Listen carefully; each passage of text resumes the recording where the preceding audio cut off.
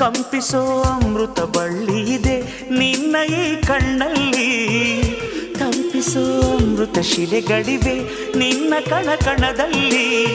ತಾಜ ಮಹಲ ಕರಗಿಸಿ ಎರಕ ಹೊಯ್ದ ರೂಪಸಿ ಹೊಗಳ ಮಾತುಗಳಲ್ಲವೇ ಅಲ್ಲ.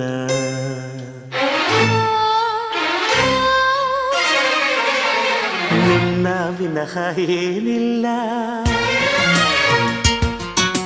ಪುನಃ ಪುನಃ ಕೇಳಿದ